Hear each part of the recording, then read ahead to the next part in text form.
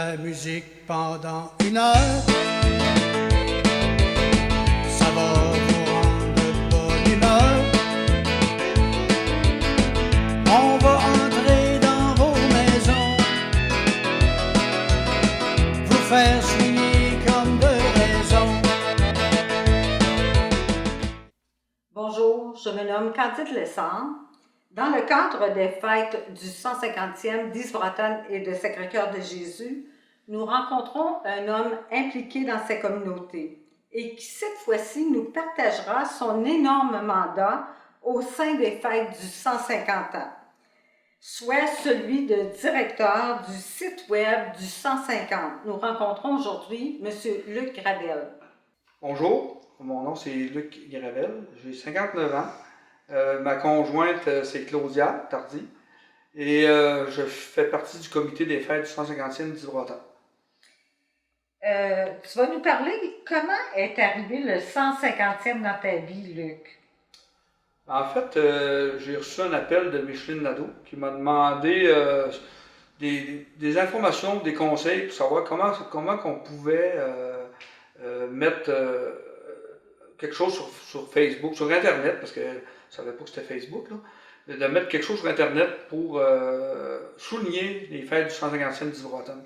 Fait que là, j'ai expliqué qu'on pouvait utiliser une page Facebook avec Facebook, c'est-à-dire créer une page pour parler de ça, là, de ce qui va se passer et des prochaines activités. Là.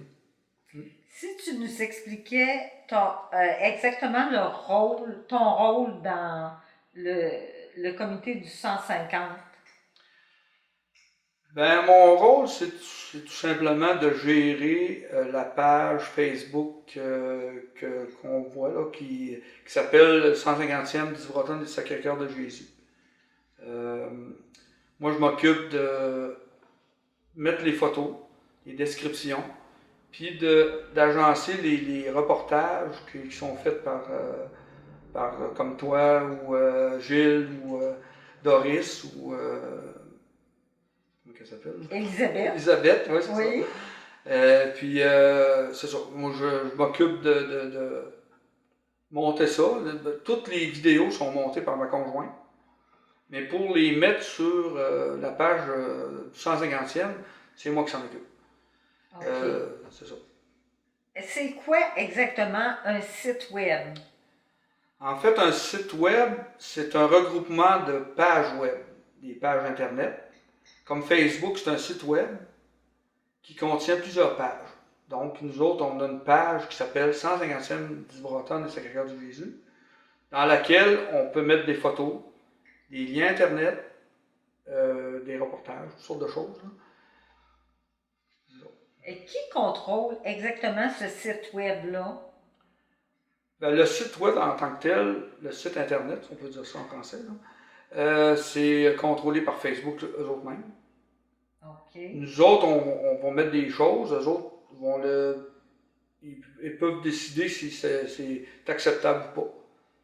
Il peut y avoir des documents qu'on n'a pas le droit, ou des droits d'auteur aussi, dans certains cas. Comme par exemple, quand on a publié l'émission Entrée de la visite, il y avait un bout de chanson qui était fait par Manuel Brault.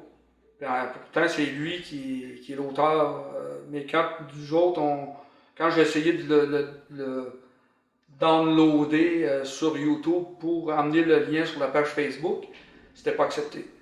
On n'avait pas le droit, parce qu'on venait toucher au droit d'auteur. C'est pour ça d'ailleurs que dans la plupart des photos que je vais mettre, je vais marquer le lien, pas le lien, mais d'où ça provient. Si c'est le BANQ, là, la Banque d'Archives nationales du Québec, ou des particuliers, là, autant que possible, je vais essayer de mettre la provenance. Ah, ça fait que ça demande certaines connaissances pour gérer ça. Ben, connaissance, oui, mais on apprend assez vite, parce que quand on se fait bloquer, on regarde pourquoi, on fouille. Ouais. Peux-tu nous expliquer exactement que contient ce site web-là? Bon, au départ, ce site web-là est fait pour faire connaître les activités du 150e d'Isvraton et de Sacré-Cœur de Jésus.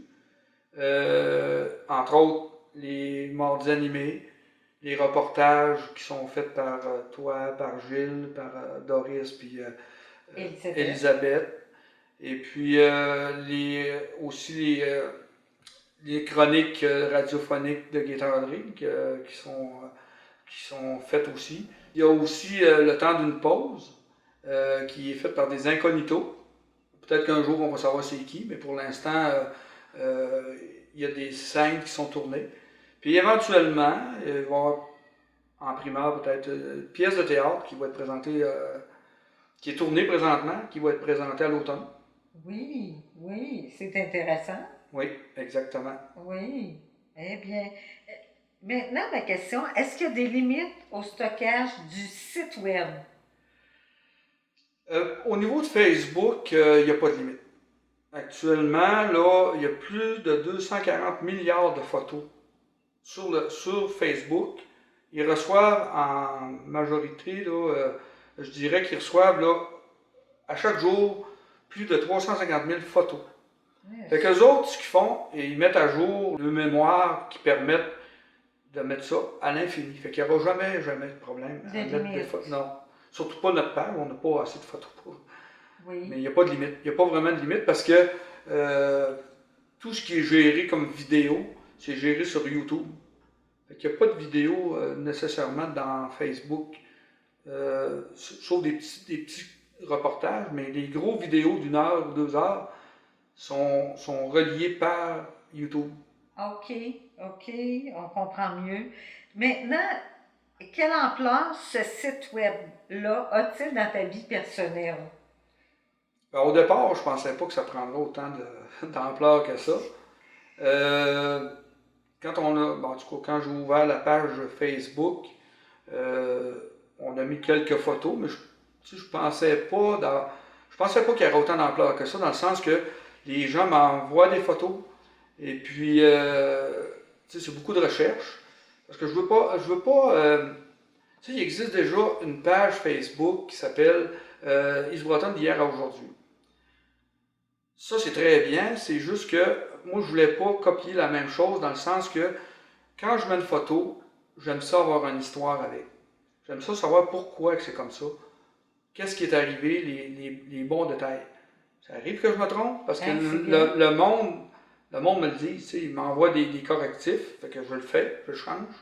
Je vais donner un bel exemple, c'est l'incendie de Grenier Frères. Oui. Moi, je suis toujours su dans l'histoire que ça appartenait à Grenier Frères, cette bâtisse-là, quand ça a brûlé, mais en réalité, ça faisait 1 an et 3 mois que c'était vendu. Fait que c'était d'autres propriétaires. Ça fait que, c'est un exemple là, que je donne comme ça. On a corrigé les détails à ce moment-là de la page, des photos, pour l'expliquer. Ouais. C'est bien parce que ça laisse des données permanentes, véridiques. Oui. Puis même les personnes, même les photos des fois que je vois publier, je n'ai pas le nom de toutes les personnes, mais le monde qui donne des commentaires me donne exactement le nom des personnes à partir de gauche à droite, puis c'est clair. Puis souvent, ben, ça répond à des questions que le monde se pose. C'est qui lui, c'est quoi, c'est? Oui, c'est bien. Lorsque tu as accepté ce rôle bénévole, est-ce que tu pensais à l'ampleur qu'il prend actuellement? Non. De définir l'ampleur, c'est difficile pour moi parce que à partir de maintenant, les gens vont savoir que c'est moi qui s'occupais de la page Facebook.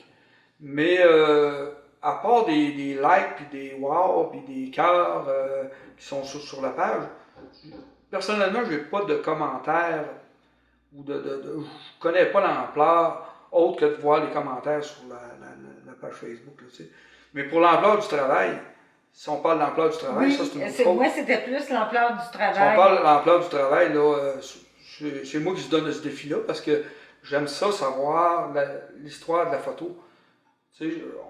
Publier une photo de famille avec rien, ça dit rien. Là, je peux mettre des noms, mais si la maison a une histoire, puis qu'il s'est passé quelque chose, puis là, j'aime ça, donner le détail. Puis les gens aiment ça, je pense aussi. On l'apprécie beaucoup, si tu veux savoir. Je vais te le dire, moi. Si tu n'as pas de commentaires, on apprécie beaucoup. Comment vois-tu l'évolution de ce site web à travers le temps? Ben, je pense que ça va rester. Parce que, si je donne un exemple, moi j'ai une page que j'avais créée en 2007 sur l'histoire de la dernière machine. Ça, c'est un concours qu'il y avait eu avec Coca-Cola. J'ai créé ça en 2007, puis ça fonctionne encore depuis ce temps-là. Ah oui? Donc, je pense que ça va continuer, à moins que Facebook flusherait tout ça à un moment donné, mais ça, c'est peu probable. Hein. Ben, est-ce que tu te rends compte de la valeur historique inestimable que tu compiles bénévolement pour les deux municipalités? T'en rends-tu compte? Parce que ça a une valeur historique, ce que tu Ouais, fais. mais dire que je m'en rends compte, non. Là. Je le fais par plaisir. Je le fais pour moi-même. Puis je pense que ça va servir dans le futur. Ben, moi, je compare ça un peu. Ton site web, je le compare un peu au livre du 125. C'est une base de données impressionnante qui va traverser le temps, je pense. Sûrement. Puis ce que je pourrais rajouter là-dessus, c'est qu'en plus du livre du 125e, c'est qu'il y a beaucoup de choses qui n'ont jamais paru dans le livre du 125e qui vont rester. Ben oui, oui, Tu sais, oui. les gens m'arrivent avec des archives ou des choses qui n'ont jamais été publiées nulle part. Là. Tu sais, j'ai appris des histoires, moi, que j'ai jamais entendues de ma vie à Esbroton, là, tu sais, des choses. Une histoire, ça finit jamais, hein, c'est sans fin. Alors, C'est ça. sois franc. Aujourd'hui, avec tout le travail que cela implique, est-ce que ton oui spontané demanderait plus de réflexion si on te le redemandait actuellement? Ouais, je le ferai quand même parce que j'aime ça. Oui, J'aime ça, bon, je connais l'histoire, j'aime l'histoire. Puis j'avais déjà beaucoup d'archives d'Isbroton. oui.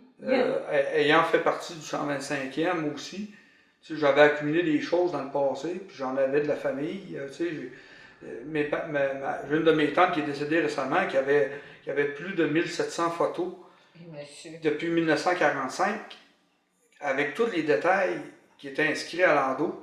Fait que Oui. ça l'a aidé beaucoup là, au démarrage de la page. Là. Oui, il y en a plusieurs, par exemple, pour qui ça aurait été à poubelle. Alors, c'est... Probablement. Oui, Mm. alors c'est important de reconnaître Ben, l'histoire. c'est probablement ça qui va arriver pour plusieurs photos de familles que les jeunes récupèrent, qui ne savent pas quoi faire avec ça. C'est que si ça ne se va pas aux archives, ça va se ramasser dans la poubelle ou C'est chez bien. des antiquaires qui vont vendre ça au prix de débarras. Là, tu sais. C'est ça. Parle-nous des archives qui entrent et de quelle façon, puis souvent sans sollicitation. Oui, exactement. Ben, j'avais fait une première demande sur la page Facebook aux gens qui avaient des photos des trésors de nous les envoyer, mais j'en ai eu, j'en reçois encore. Mais il y a des gens qui m'apportent des albums de photos, ça d'épais, avec eux autres. Pour eux autres, c'est juste la photo de famille ou une personne sa photo, mais ce qu'ils n'ont pas remarqué, c'est qu'en arrière d'eux autres, il y avait des commerces qui étaient existants, Oui. qui sont disparus d'Isbroton. Fait que moi, avec ça, là, je fais des recherches, puis là, je raconte l'histoire de ce commerce-là. Ah, Puis il y en a d'autres qui m'envoient des photos avec de l'histoire, qu'on n'a jamais entendu parler, comme l'histoire de Henri-Louis Nadeau avec la télévision. Moi, je n'ai jamais entendu parler de ça. C'est sûr que peut-être les gens plus vieux que moi l'ont su, mais moi, ce que je connais de la télévision Isbroton, c'était Louis Nadeau TV. Oui, Ça, ce bout-là, je connais ça. oui. Mais avant ça, comment c'est arrivé? Qu'est-ce qui s'est passé? Je connaissais pas ça. C'est quelqu'un qui a envoyé l'histoire avec les photos puis de l'époque.